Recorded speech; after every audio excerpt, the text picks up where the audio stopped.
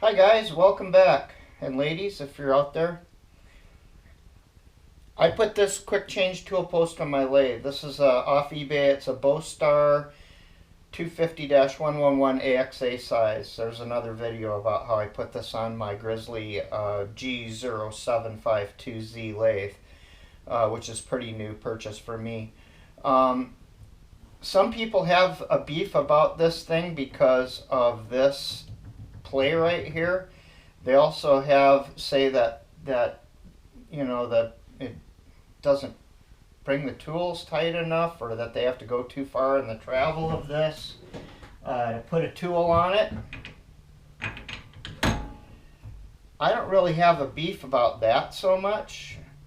My beef is about, to me it's rigid. It works great. My main complaint about this thing is when you go to use this face of it, you run into this issue. To get it loose enough for this to go on, the handle's in the way. See, I had to kind of shove it down on. Once you get it by the handle, you can open the handle up a little bit more. And then, and it works fine, but the handle runs into it. So I'm wondering if I take this apart, if I can reclock the way this handle is in here. I doubt it. It's probably not something that's possible. But I've seen these on other YouTube videos, and the guys that have them, some of them, at least one I can give you a link to in the description below, his handle is not way over here. It's more like here. And when he closes it, he gets into this range over here, and he doesn't have this issue. And it's the same exact tool post. So let's take this apart and see if there's something that can be done about this issue of the handle being clocked in kind of an inconvenient position. So let's go ahead and do that. Okay, so what I've decided to use is this adjustable pin wrench, available pretty much in, oh, that is even tight. Look at that. That wasn't even the slightest bit tight. Look at this.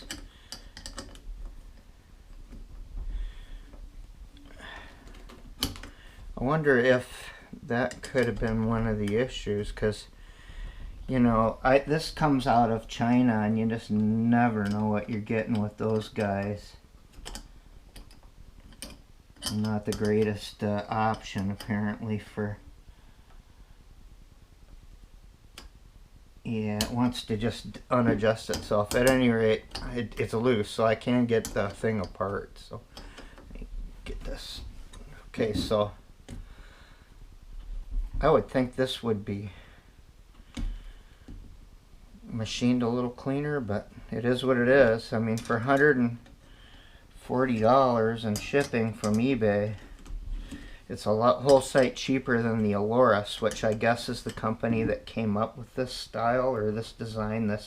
This wedge type design tool post is known as an Aloris tool post, but I heard tell they're like even maybe over $500, and never priced one. This one was $130 something on eBay, and it came with 7 or 8 tool posts.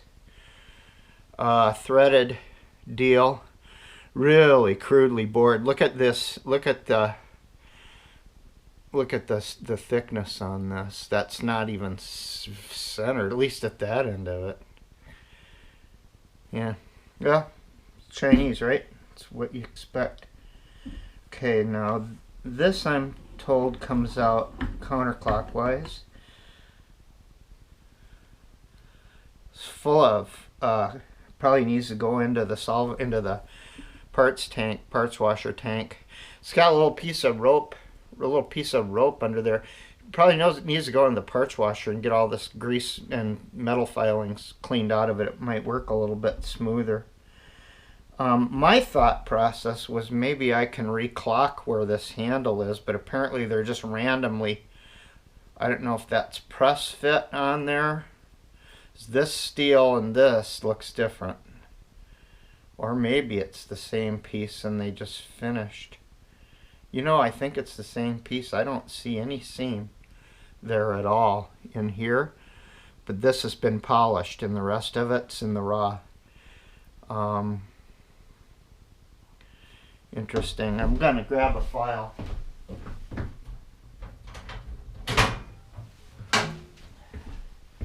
let's see how hard it is. Oh, not hard at all. So it's not hardened. It's just been machined, and that's that. So it's just, I don't know, maybe a cold rolled steel or piece of round stock that they probably, I don't know if it's CNC'd. It's this part, if it's CNC'd, they need to retrain the operator. And then these guys here, these things just fall out. So one of the complaints is that they're not, I don't want to mix these up, but they're not the same profile, and they're obviously not. That's off by, I can just with my eye can see it's off several thousandths of an inch. I'm talking about the width, and the end profile is different. But it works good. I'm not going to slam it too much because you know, it works okay. It gets the job done, and it's not prohibitively expensive. So I guess you can't cry too much about it, but or if you're going to cry that much about it, maybe go ahead and get the more expensive version of it from Aloris. But I'm told that when you go ahead and pay for that, you'll think otherwise. I heard that one guy said they were well over $500. Said one guy said it cost more than his first lathe. Anyway, that was just a thought on my part. I thought maybe I could reclock this some way by spinning this, but this is one piece. So I think all I'm gonna do is go clean it up in the lathe, or in the lathe. I wish. I'm gonna go clean it up in the solvent tank and put some quality grease in it and reassemble it. So this is just a short video on how to what's in this thing, how it's made and so forth. But the video I saw, he had the same complaint, is that he felt that this wedge was too small, and so that when it came up, when he tightened it, the tool sat in a little different. But honestly, the height is adjusted off of a screw adjuster on the tool holder, so it doesn't affect the height. And I'm probably just being too picky, and I suspect he might be as well, considering the money that we paid for these. So anyway, that's all I got for you on this one. Take care. Okay, change in the story here. When I put this back together and put it back on the lathe, the handle was clocked in a different position. So this is clockable to a point. And now looking at it, I see why it is, because there's two different threads on here, and depending on which one of these engages and where these are when you engage them, I assume that has to do with how this handle is clocked.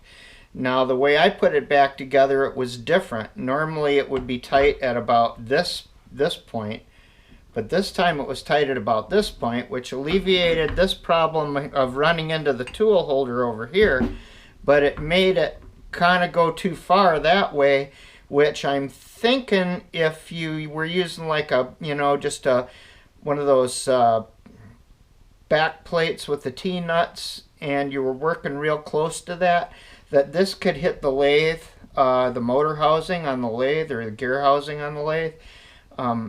It doesn't impede the carriage travel all the way to the left with a regular chuck, but if you were working, with one of those plates with the slots in it, and you had something really close to the spindle bore, it may hit here. I don't know. I'd have to take the chuck off to be sure, but it's possible. But if you don't like the way yours is clocked, then you can take it apart and try to engage, a different thread. And I guess the way you would do that is you'd put it down in here and probably raise these up just a little bit. Let's see here. and have them engage a little bit, have them engage that other deal. So that's tight right there. Yeah, that's not acceptable that way.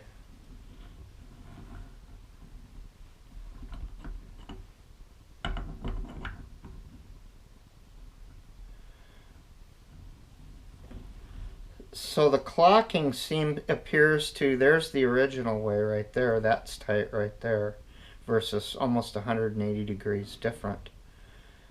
So yeah, it all depends on where these are at when you engage this. You know, the threads on these, when it's disassembled and you engage the threads on these, like I suppose if I was to push these up higher